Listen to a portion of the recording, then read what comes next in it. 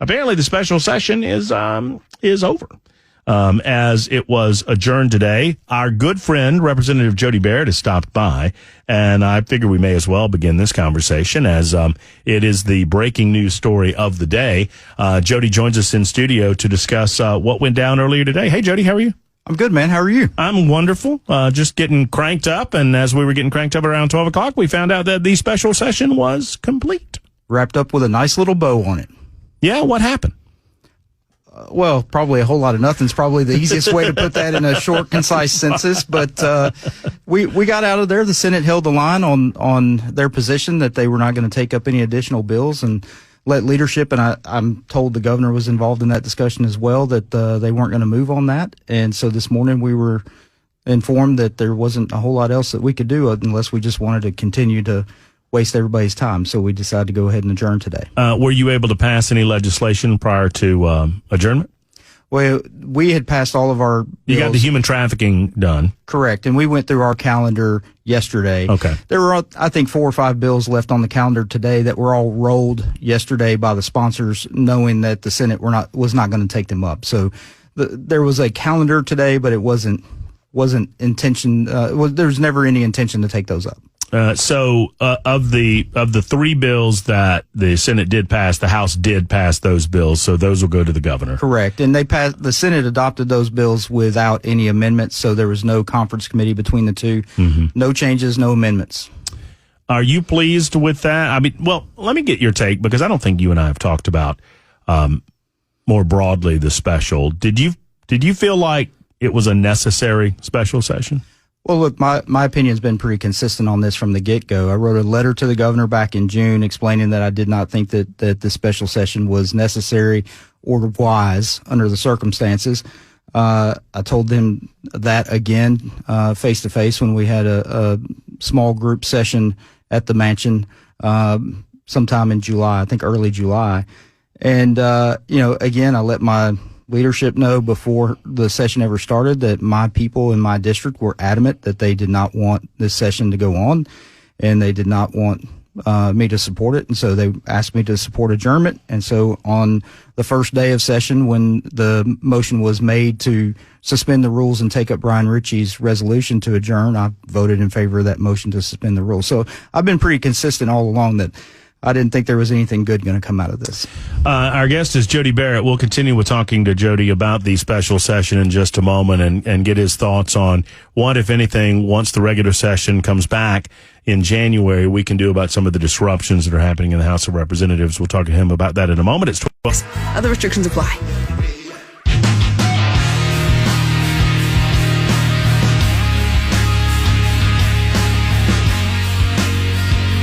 Super Talk 99.7 WTN. Our good friend Representative Jody Barrett in studio with us in the aftermath of what was the special session. It has now been gavelled out. 3 pieces of legislation moved to the governor. The expectation is that he will sign that legislation. I'm going to break some of that down for you coming up in the next few moments. Jody, there was at the end of the regular session, I want to reset. There was a little bit of chaos with regard to rules and decorum of the session, a lot of emotion in the aftermath of the Covenant school shooting, and rightly so. I mean, a lot of us in Tennessee rightly were very emotional about what happened at Covenant. It was the hope of all of us observing the special session that we would kind of get the House in order this time around. I think that leadership tried to do that with some new rules set forth by the Rules Committee. Just speak to some of the new rules and your support or your appreciation of the decorum of the House of Representatives and how to better represent the people of the state of Tennessee moving forward. Sure. Well, I think the rules that we adopted for the special session were directly in response to what happened in the last regular session. And even the Democrats wanted some additional options with regards to punishment or correcting certain actions by the members. And the only way that we could do that is to try to adopt these new rules, add some different layers in between just a censure and then going all the way from censure all the way up to expulsion. So that's what these rules have done.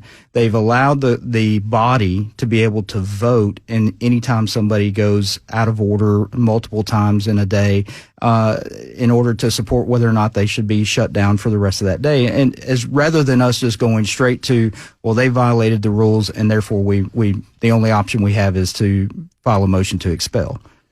Right. So you created some additional options, and one would think that the Democrats would be happy with that, because they complained that these two, Justin Jones and Justin Pearson, were expelled when what they did not rise to the level of expulsion. And as you just described in the regular session, there were really those two options. You were on our show in the aftermath of that because you chose to vote in favor of expulsion for Jones and Pearson, but not for Johnson. And you explained yourself clearly there. I mean, I fussed at you about it, but you said, look, you felt like the two did what rose to the level of expulsion, but she didn't. And that was your position on it. Were you happy to see additional options for the body? Sure. I think it's important. It's not only important, it's vital. We can't conduct business unless we have rules in place for decorum for us to be able to carry on business. We saw what happened yesterday afternoon whenever we enforced the rules and chaos ensued in the balcony, and we were trying to go on with our calendar with yelling and screaming, and Representative Gant stood up and told the speaker, I can't hear what we're even talking about. I don't even know what I'm voting on because of what's going on. That's what we would descend into if we did not have these rules in place in order to keep things moving along at a rational pace. So do you believe I guess the crux of the matter is the determination as to when somebody's out of order. And I understand, I think, what the Democrats are trying to play here, but I'm trying to look at it from the speaker's perspective, and you're there. You're in the midst of it in the House, so you see all of this. What options does the speaker have once the rules are set forth, once they're set out by the Rules Committee, once they're voted on by the entire body? I guess, is it not in his discretion as to what is on the topic and what is off the topic and when to call someone out of order? Very similar to a judge controlling a courtroom and determining whether or not somebody's out of order or withholding an objection or not. That's what Cameron does as Speaker of the House, is he rules the House and controls order. And so, look, they're trying to put in between a rock and a hard place. We adopted rules to give you options, and now they don't like those rules.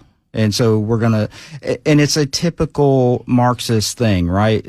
Tell me what the rule is, let me break it, and then figure out, how to get around breaking it, and then push you to change the rule again. So I'll break that one the next time. And that's right. And if you react, and it's exactly what Jones is doing, certainly Correct. Not Pearson, is that you tell me what the rule is. I'll figure out a way to really subtly break it, not go way beyond the rule, but just barely over the rule. Right. You have to make a determination, and as soon as you make a determination, I make a federal case out of it, and I gin up the gallery and create chaos like we saw last night.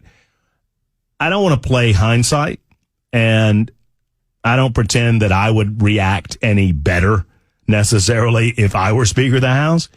But would it not? I mean, he has a limited amount of time to speak, right? Sure. Would it not be better to just let him finish, sit him down, and move on? I mean, is there a better way to handle what Justin Jones is trying to do, I guess is what I'm asking. Well, look, hindsight's always 20/20, right? I think you can look back and point to different exchanges between any of us and say, well, I probably could have done that better, or maybe I shouldn't have responded in that way. Look, I just think we're all subject to the same rules. We all have the same 5 minutes to speak whenever we're recognized. And the rules apply to all of us. If I got up and started impugning the character of Mr. Jones or anybody else, the speaker's going to call me out of order as well, and rightfully so. And if I do it more than once, then the body's going to have to vote as to whether or not I've been out of order twice in one day and apply the rules. So the frustration that the Democrats have, and I understand, there's only 24 of them in a body of 99. They don't have the votes to do anything. So coming into this session, the only thing that they could possibly accomplish was create chaos and try to cause some sort of division between the Republican Party, the members of the Republican Party. So part of the reason why I was in favor of adjournment is because that's what I saw as the only thing that they could do. Well, certainly with the Senate where they were. Correct. And the Senate, to their credit, they've not wavered on where they are. They saw the bills the governor presented. The governor's the one that called the special session. They asked the governor, okay, where are your bills? I think the governor presented 6 bills and 1 appropriation. They cut one of the bills, so they really considered 5 bills and 1 appropriation. They passed the 3 bills, passed the appropriation, and they felt like they were done. The House felt differently, which is their right. Right. Leadership within the House felt like they could take the opportunity to take up future bills. But I do think that, and you just said it, that after assessment and after sitting down and meeting with all interested parties and recognizing the Senate was where they were and they really weren't coming off that position, then the only thing we can do by continuing the regular, or rather the special session, is to cast a spotlight on those that are trying to cause trouble. Right. And look, I think this goes all the way back to the initial call. Like the decision to even call the special session is where all of this kind of got off the rails. And I just don't think it was very well thought through. And again, all due respect to the governor, I appreciate where he was coming from. He met with us to let us know where his heart was on this and why he was calling the session to begin with. But all of the evidence was before us to kind of see what was coming down the tracks. And so the House, maybe some people, members of the House, want to look to the Senate. The Senate, I think, was being defensive about some of the stuff that was being put out against them. I get that. But at the end of the day, really, this goes back to the governor and the call to begin with. And, just the whole thing maybe not being very well organized and maybe a void of leadership at the top. How can we, Jody, you've been in plenty of courtrooms. Yes, sir. You understand rules of decorum. A courtroom is almost an easier place to keep decorum because the judge has ultimate authority to call people out of order and to censure them through contempt of court charges or whatnot.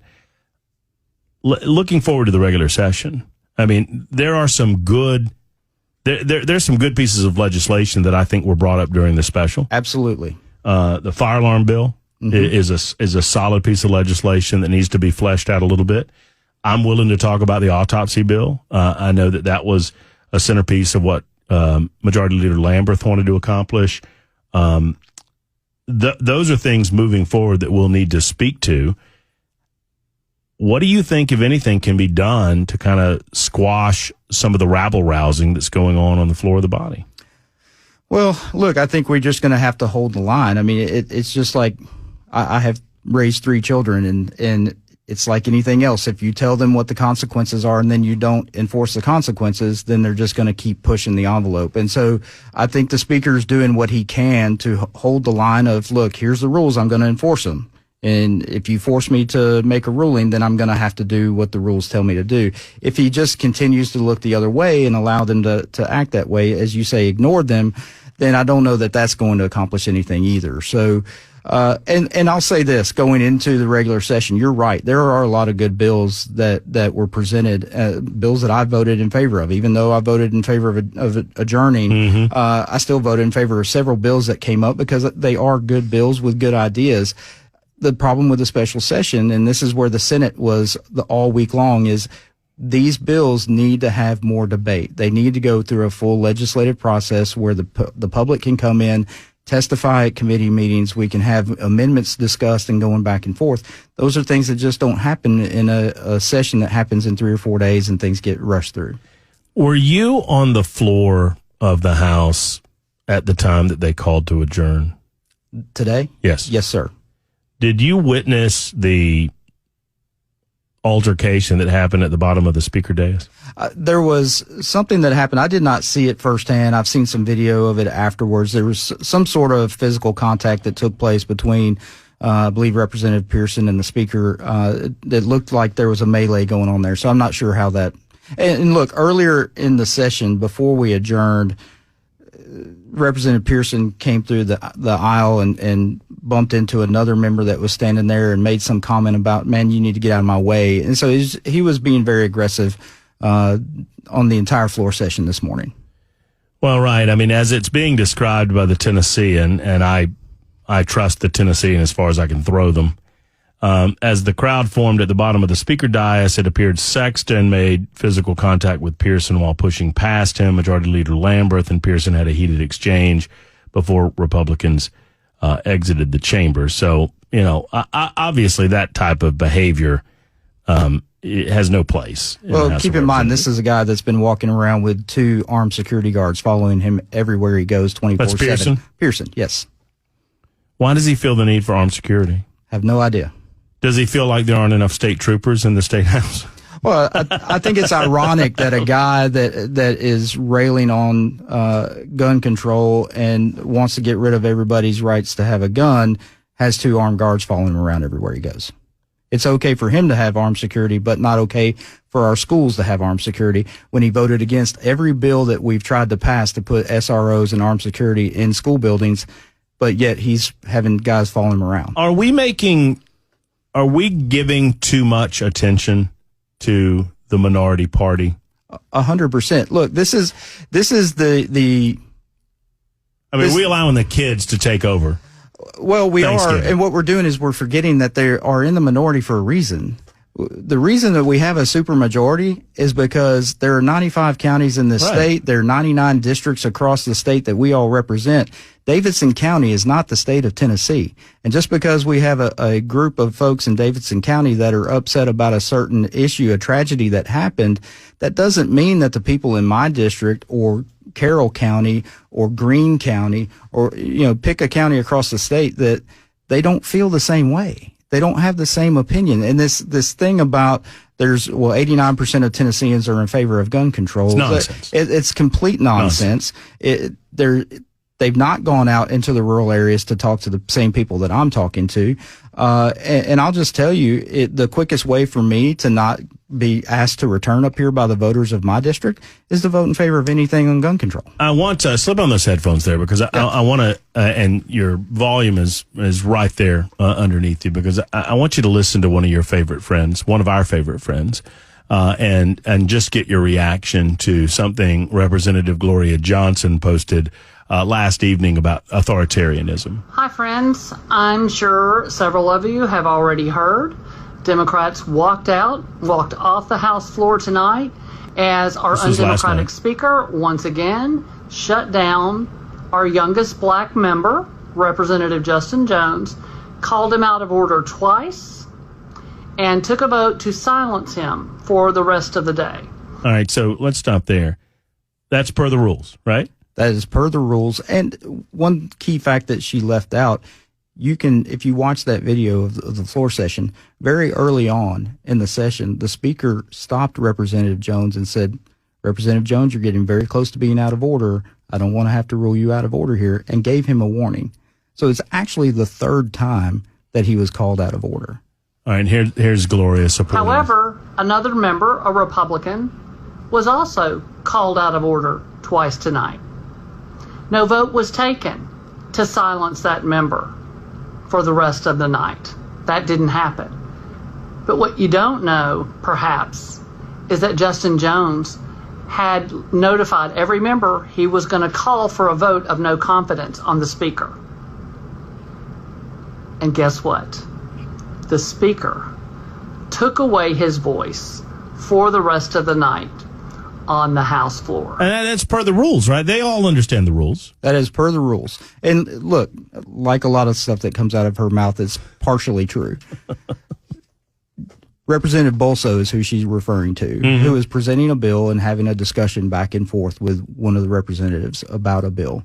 And in responding to questions or comments that were made by that representative, Representative Bolso started making a general statement that was maybe straying off the bill. And he, just like I just mentioned, was warned by the speaker. Representative Bolso, let's get back on topic here. Stay on. He wasn't ruled out of order. He was just gently chided to say, hey, let's stay on the bill here.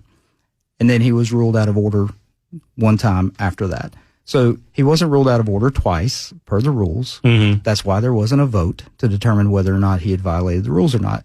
So again, they're twisting facts in order to try to fit into. But it's all they've got, and I go back and forth. I think it's important to point it out in discussions with individuals that are there every moment that the body's in session. So you witness all of this with your own eyes and you hear it with your own ears. It's important to point out how ridiculous they're being. At the same time, I hesitate to discuss it too much because of the attention that they get, that they so desire. They can't win elections around the state. None of this would be happening if they won elections and won a majority and had their own speaker. Which is the democracy that they say is dying. Right. When you say democracy is dying and authoritarianism rules in Tennessee, well, look, guys, just go win elections. Put people, they like to say, well, looking back to the last presidential election, well, who you nominate matters and you need to nominate better people. Well, I would say the same thing. Get better candidates, go win races, and then maybe you won't be in a situation where you can't control what rules are adopted and what rules aren't. Final thought on the sign rule. Do you think the sign rule in retrospect, I understand hindsight's 2020, but was the sign rule a mistake? Look, I could argue both sides of that. I mean, I think it's necessary for us. If we're going to put a rule in place, it has to apply to everybody. I think it would be a mistake for us to adopt rules that apply only to the members on the floor and not to the members, the guests in the gallery. So, hindsight being 2020, maybe we were a little heavy-handed in how we enforced it. But at the end of the day, again, the rules were adopted by the body. What do you think would happen if somebody showed up with a sign supporting the Klan? The other side would lose their minds. Right? But equitable application of the sign rule would indicate that would be permissible, right? Sure. Look, let's be very clear. The reason that they want the signs is because the people that are in the gallery are in support of them. In support of what they're trying to do, or they're in support of what they're trying to do. Well, and once again, I didn't have that much trouble with it, but any suggestion that it is not complete, I mean, you're a lawyer. Right. It's completely within the legislative body's ability to ban signs. 100%. And look, they're using the legal system to their advantage because they know a temporary restraining order in front of a friendly judge here in Davidson County is going to be upheld, and that there's not going to be enough time because the special session is going to get adjourned before it ever gets appealed. So I think y'all need to take this to its conclusion, though. So you can establish in the regular session what is and is not permissible. I fully expect that the Attorney General's office is going to continue to follow this through so we have a ruling, because we need to know going forward what we can and can't do. Jody, I got to call it there. Thank you for stopping by in the aftermath of the session. I appreciate you giving us your eyewitness account as a representative. Yeah, go ahead. The only thing I do want to add is, pay attention to the appropriation bill that was adopted, because the Senate adopted our appropriation bill. Okay. So our appropriation bill included a lot of funding that was not in what the Senate originally was proposing. Two things that are really important there. We gotta hold it. If you gotta get it, I gotta hold it because I gotta go. And we will talk to these two guys about that in just